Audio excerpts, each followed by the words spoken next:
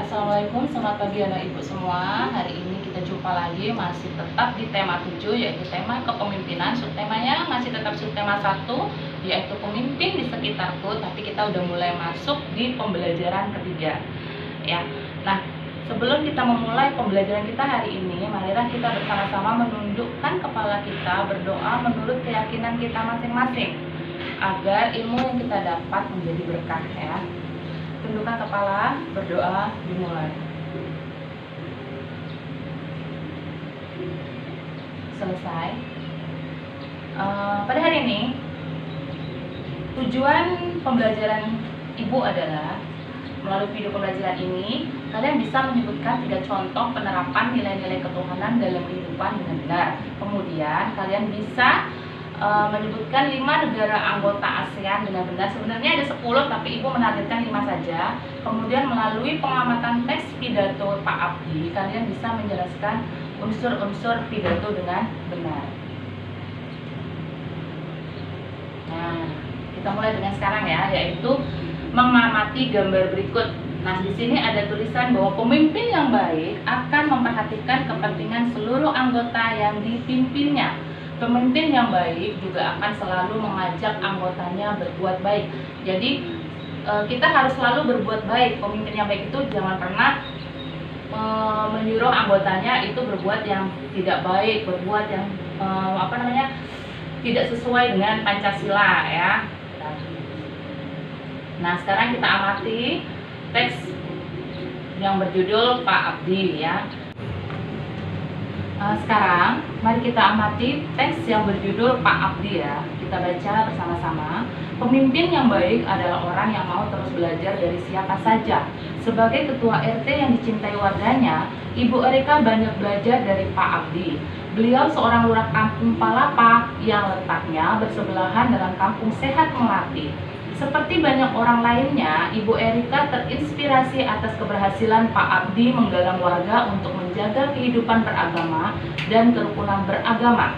Seperti yang dirasakan oleh Ibu Erika hari ini ketika menghadiri undangan peringatan Hari Kemerdekaan di Kampung Palapa, Ibu Erika mendengarkan pidato Pak Abdi. Warga Kampung Palapa sudah lebih dari 68 tahun negara kita berdiri mandiri, merdeka dari penjajah. Setiap tahun kita berkumpul merayakannya, bukan tanpa tujuan. Aneka lomba dan kegiatan makan bersama adalah bentuk syukur kita atas kebebasan untuk hidup berkarya dan ungkapan terima kasih kita atas jasa para pahlawan yang berjuang untuk kemerdekaan ini. Wargaku tercinta, satu hal penting yang tak akan bosan saya sampaikan adalah agar kita selalu menjaga perilaku kita sesuai tuntunan agama. Aneka kegiatan yang kita lakukan dalam memperingati kemerdekaan ini harus selalu kita dasari dengan rasa syukur kita atas anugerah Tuhan. Dengan izin Tuhan Yang Maha Esa, para pahlawan berjuang merebut dan mempertahankan kemerdekaan negara kita. Kini, marilah kita mengisi kemerdekaan ini dengan berbagai kegiatan positif. Semua kegiatan hendaklah kita niatkan sebagai ibadah kepada Tuhan. Dengan begitu, semoga Tuhan meridhoi semua yang kita lakukan. Selamat berpesta memperingati kemerdekaan bangsa wargaku. Semoga Tuhan Yang Maha Esa selalu melindungi dan menuntun langkah kita. Semoga desa kita semakin maju. Semoga seluruh warga semakin makmur dan bahagia. Hati Ibu Erika bergemuruh seiring tepuk tangan seluruh warga yang hadir.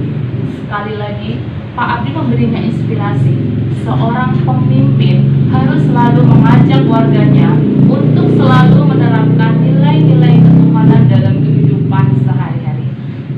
Nah, dari teks tadi, teks Pak Abdi yang ada pidatonya tadi, kita bisa menyimpulkan, kita bisa mengambil apa aja isinya, yaitu yang pertama bahwa Pak Abdi itu sesuai dengan yang gambar yang pertama ya. Nah, menjadi pemimpin yang baik itu harus mengajak anggotanya untuk berbuat baik. Salah satunya yaitu dengan menerapkan perbuatan yang sesuai dengan nilai-nilai Pancasila. Yaitu yang pertama dulu ya, nilai sila pertama ketuhanan Yang Maha Esa ya. Dari sini jelas dibacakan, dibacakan, bahwa sesuai tuntunan agama dan mengerjakan sesuatu itu niatnya untuk ibadah ya. Jadi dari situ Pak Abdi itu sudah menerapkan bahwa berbuat baiklah sesuai dengan tuntunan agama, sesuai dengan sila pertama. Nah, apa saja selain yang seperti disebutkan Pak Abdi tadi? Masih ada yang pertama, yaitu percaya dan takwa pada Tuhan Yang Maha Esa. Kemudian kita harus mengembangkan sikap hormat, menghormati, dan bekerja sama antar pemeluk agama. Kemudian membina kerukunan hidup di antar sesama umat beragama.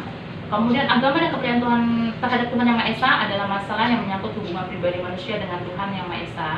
Kemudian kita harus saling menghormati dan tidak memaksakan suatu agama ataupun kepercayaan kepada orang lain. Ya, jadi kita harus hidup rukun. Ya, sebenarnya seperti itu.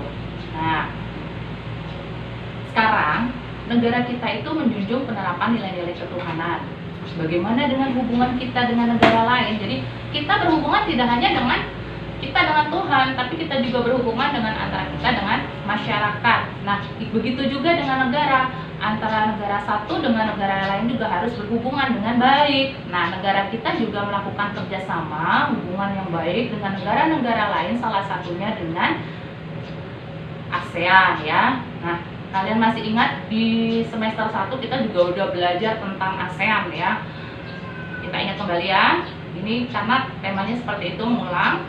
Nah, ini adalah peta Asia Tenggara. Dari sini anak-anak bisa mengetahui bahwa oh, ada berapa negara yang menjadi anggota Asia Tenggara ya. Bisa kalian lihat dari benderanya dan nama negaranya. Kita mulai dari Indonesia, kemudian ada Singapura ya, kemudian ada Malaysia, Brunei, Filipina, Vietnam, Kamboja, Laos, Thailand, dan Myanmar. Jadi dari sini kalian harus bisa menuliskan atau menjawab ataupun menyebutkan ataupun menghafal ya bahwa di Asia Tenggara itu ada perkumpulan yang namanya ASEAN. Nah, yang tergabung di dalam ASEAN itu ada 10 negara, tapi tadi tujuan pertama Ibu, kalian bisa menyebutkan 5 aja, bagi saya itu sudah betul. Apalagi kalian bisa menyebutkan 10 negaranya ya. Nah, sekarang apa sih sejarah ASEAN? Itu bisa kalian lihat di situ. Jadi pada 8 Agustus 1967 di Bangkok, Thailand, sebanyak 5 wakil negara, awalnya 5 dulu ya, 5 wakil negara Asia mengadakan pertemuan menindaklanjuti deklarasi bersama. Yaitu yang pertama ada Pak Adam Malik dari Indonesia. Kemudian ada Tun Abdul Razak perwakilan dari Malaysia. Kemudian ada Menteri Luar Negerinya ada dari Adam Malik, kemudian ada Tuan Tun Abdul Razak, kemudian ada Narsico Ramos itu ya dari Filipina, kemudian ada Raja Ratnam dari Singapura, dan ada Tanah Tokman dari Thailand. Nah, kelima wakil negara tersebut menandatangani sebuah perjanjian yang disebut Deklarasi ASEAN atau The ASEAN Declaration atau Deklarasi Bangkok ya. Nah, tujuannya tadinya hanya ini 5, yaitu mempercepat pertumbuhan ekonomi anggota ASEAN, kemudian meningkatkan perdamaian dan stabilitas regional tentunya untuk juga anggota ASEAN, kemudian meningkatkan kerjasama, memelihara kerjasama yang erat di antara organisasi tersebut, dan meningkatkan kerjasama untuk memajukan pendidikan. Jadi pendidikannya dimajukan, kerjasamanya dieratkan, kerjasamanya bisa di bidang ekonomi, sosial, teknik, ilmu pengetahuan, administrasi, bahkan ada juga yang di politik ya. Oke, nah sekarang peran Indonesia terhadap ASEAN. Jadi Indonesia ini juga punya peran terhadap organisasi ASEAN tersebut. Yang pertama, kita sebagai tuan rumah KTT ASEAN. Nah, di sini kita nggak cuma sekali menjadi tuan rumah KTT ASEAN loh, pernah di Bali, kemudian pernah juga ya KTT 1, KTT 3 itu juga di Indonesia. Nanti coba kalian cari ya, kalian browsing di internet, itu ada berapa kali kita menjadi tuan rumah KTT ASEAN. Kemudian menjadi pemimpinnya tahun 2004. Kemudian tuan rumah pertemuan khusus pasca gempa dan tsunami. Ini setelah terjadinya gempa dan tsunami di Aceh ya, 26 Desember ya. Kemudian mengusulkan pembentukan komunitas keamanan negara ASEAN. Nah, bentuk kerjasama ASEAN itu memang diutamakan di bidang ekonomi dulu ya, yaitu yang pertama membuka promosi ASEAN. Itu promosinya bisa di bidang pariwisata, jadi orang-orang ramai untuk datang ke negara ASEAN ya untuk berpariwisata.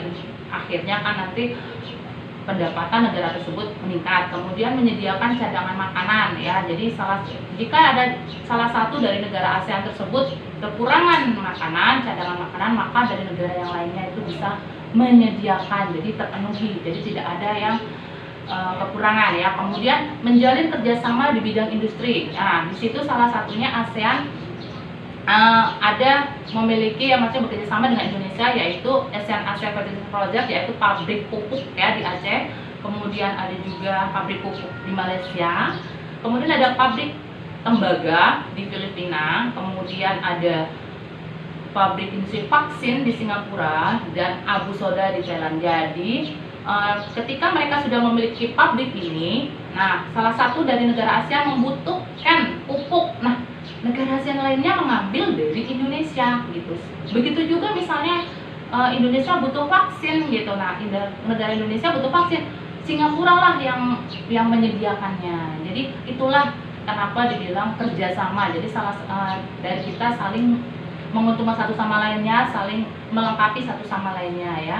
Kemudian yang keempat ada bekerjasama di bidang perdagangan, yaitu dengan AFTA dan koperasi ya. Jadi dari sini kita bisa melihat, tidak usah panjang lebar, nanti kalian bisa baca di buku siswanya ya. Kemudian di bidang jasa ya, ini ada Coordinating Committee of Service, ada CCS, yang menyusun modalitas untuk mengelola negosiasi liberalisasi jasa meliputi 8 sektor, yaitu angkutan udara dan laut, bisnis, konstruksi, telekomunikasi, pariwisata, keuangan, kesehatan, dan logistik.